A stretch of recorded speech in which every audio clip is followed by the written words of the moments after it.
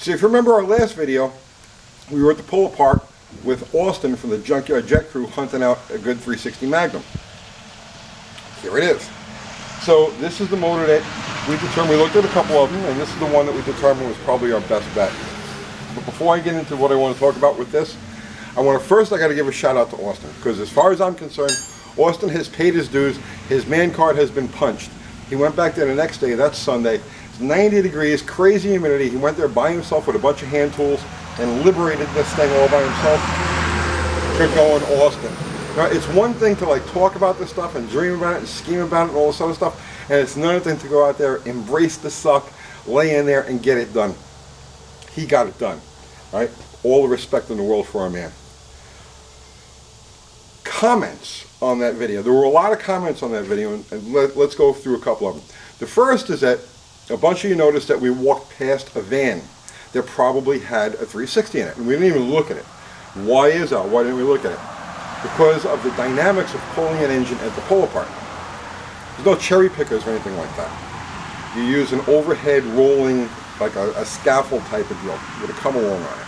So if you're trying to pull the motor out of a van, you can't do it unless you literally cut the entire top of the van away. You also notice we walked past one that had been obviously crunched in the front. It was like a hard front end hit. It would have taken too much time. When there are so many others to look at that are easy pickings, it would have just taken too much time to start cutting away metal and doing all that other stuff. So that's why we walked past that. The first engine that we looked at, that we walked away from, was locked up. It was seized. And many of you were like, it was probably a seized alternator or a seized water pump or something. You should have taken the belt off. No. He had a breaker bar on the crankshaft pulley.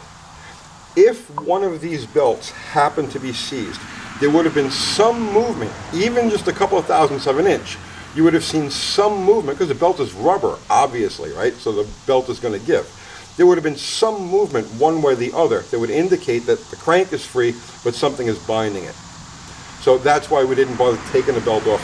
He put the breaker bar on it, he leaned into it hard, and it was solid. And he went both ways, solid both ways. Some of you guys also says, well, it might have been the rear end locked up or the transmission locked up. Same basic situation. Even if, let's say, the rear end is locked up, there's enough slop through the drivetrain, with a manual transmission, there's enough slop through the drivetrain that you would have seen some movement, even just a couple of thousandths of an inch. You would have seen some movement to indicate something was holding the motor back. But no, it was locked solid, so that's why we did that. Was there anything else? I think that was it for the comments I wanted to address on that. So he went and he pulled this thing out, and he says, he brought it here last night in the back of a truck, and he says, what'd you pay for this thing? And he says, well, I paid like $350 for it. I says, it's supposed to be like a $180 motor. How'd you end up paying $350 for it? So he says, well, I didn't know at the time, and so I left all of the accessories and the exhaust on and so on and so forth, and they charged me for all of those things. I said, okay. I said, well, why didn't you like pop the exhaust off? It would have made it easier to get to the transmission bolts. He says, I knew I was going to break the bolts. I knew I was going to have a problem. That's the video I want to do today, because this is something that everybody comes across, and especially if you're going to pull a motor out of a junkyard. Some bolts are always nightmares, and exhaust manifold bolts fall into that category. There are some engines, let's say like the Cadillac or the FE Ford, where no matter what you do, you're going to break the bolts. It's just the nature of the design. These small block Mopars are very, very prone to that because they use a 5/16 bolt. In other words, it's got a half-inch head, or in this case, 13 millimeter, and it's got a 5/16 hole that it goes into. So they're undersized. Why Chrysler did that, I don't really know, but they did, and it's universal to all LA motors and all Magnums. So let's pretend that we're in the junkyard, okay, and we don't have our good tools. We have an assortment of odds and ends that we brought with us. The breakdown box, what's in everybody's trunk. The breakdown box. We don't have our good stuff. We don't have our Craftsman or Snap-on or anything like that. We've got just geck Chinese junk. And we want to get these bolts loose. We want to get these bolts broken and not break them, snap them off inside the block. So I figure let's do a quick video on how to get this type of bolt off. So here, come closer. I said these are 5/16. So on the earlier LA motors, these are 1/2 inch. On these, they're 13 millimeter, and it's a difference of like 1/1000th of an inch. Basically, a 13 millimeter will fit a 1/2 inch sloppy. All right, and that's it. It'll still usually do the job. 13 millimeter and 1/2 inch are kind of interchangeable, but there is that small difference. Now, looking this over real quick, you notice that you have two different types of fasteners. You have these standard bolts, and they're not rusted too badly, right? They're actually pretty solid. They're intact. And then you have these studs, and these studs with these nuts show a lot of rust, which means that they're worn. If you try to put the 13 millimeter or 1/2 inch wrench that you're going to use on these, it's just going to slip, it's going to strip them. Yep. So, the first things first,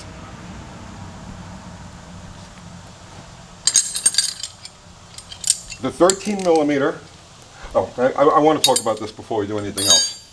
When you're trying to break a bolt like this, you never put a straight pull on it. You almost never put a straight pull on any bolt to get it broken.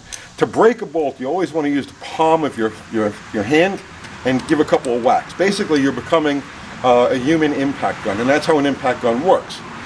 It uses impact to stress release the fastener, and that breaks the seal.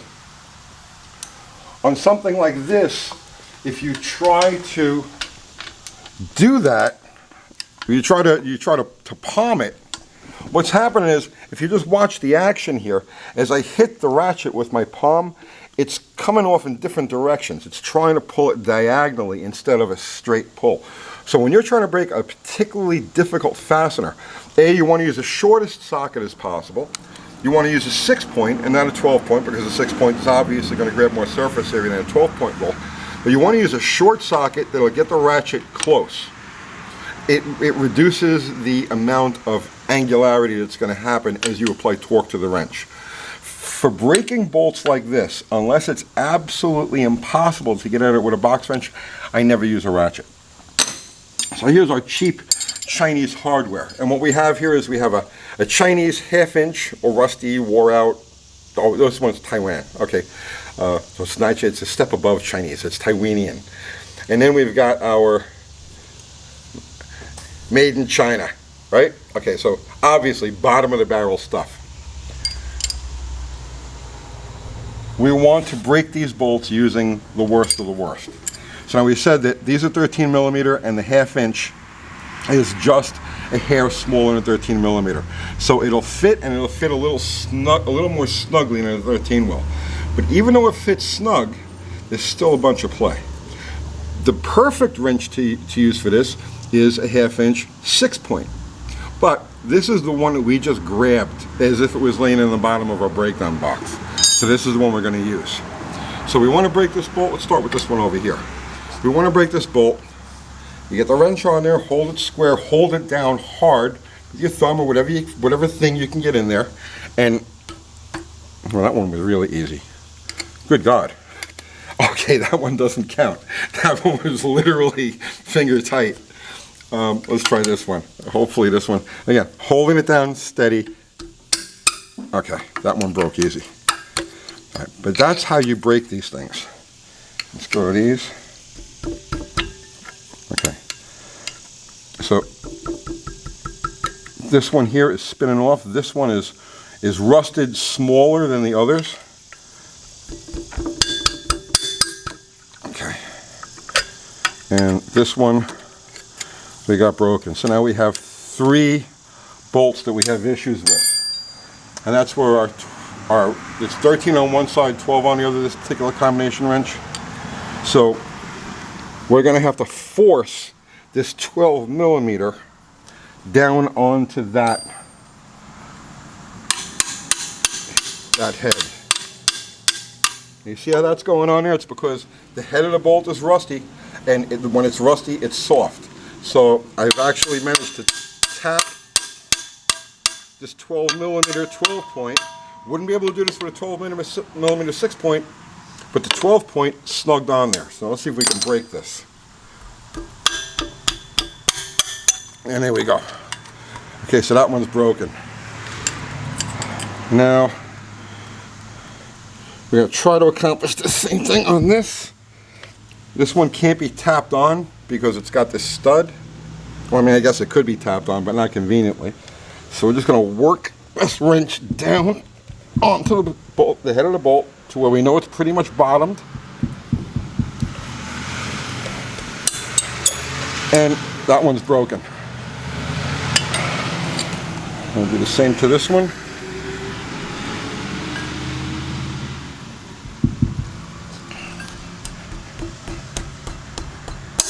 There we go. Broken. So you notice at no point that I put a straight pull on any of these. If I had put a straight pull on these, I would have snapped them. Two other things now. A lot of guys will automatically grab their penetrating fluid of choice and they'll soak these things down to get them to penetrate. Let me tell you something. It's a pipe dream. If these bolts are tight and they've got that rust seal between the surfaces, that penetrating oil, it'll take it hours, if not days, to actually get past. And then for it to go far enough down the hole to actually affect the threads, it ain't going to happen. It is a good idea to bring penetrating fluid with you, because once you've broken the hole on these bolts, now you've got a gap there, and the penetrating fluid can actually find its way in. The other thing I wanted to talk about was, don't try to pull, if you feel any resistance as you're pulling a bolt out, don't keep pushing it. What you want to do is you want to work it back and forth, back and forth. So let's just say, for the sake of example, this one here, let's say I got a quarter turn out of it, and then I feel resistance.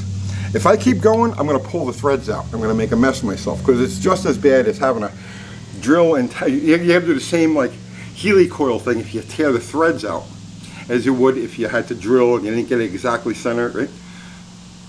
So what you do is you go as far as it'll go before you feel resistance, and then come back to where there's no resistance. Then go back, and you do it relatively gently. All you want to do is just keep working the bolt back and forth, slowly in its arc of freedom, okay? And every time you get to the edge, you push just a little harder, but you do it gently, and you take your time. And I mean, I've nursed bolts like this along, I mean literally like for 15 minutes, just going back and forth, back and forth, back and forth, a little more at a time. If you do small block Fords, you do like Windsor Fords, you know those front bolts on the water pump, the ones that go through everything, they're that long and they're undersized and they snap. That's how you get those things. Little at a time, back and forth, back and forth, back and forth. And as you work it back and forth, everything heats up a little bit because of the friction, and it'll release itself. And that's also when you want to start soaking it down with your penetrating fluid. Jeez. I think I covered everything I wanted to cover in this particular video. Thursday night, we'll have the guys here and answer your questions and talk about all of this. And over the weekend, they'll have this broken down and we can assess what all of the internal parts look like. So, that's it. I hope you got something out of that. I'll see you tomorrow.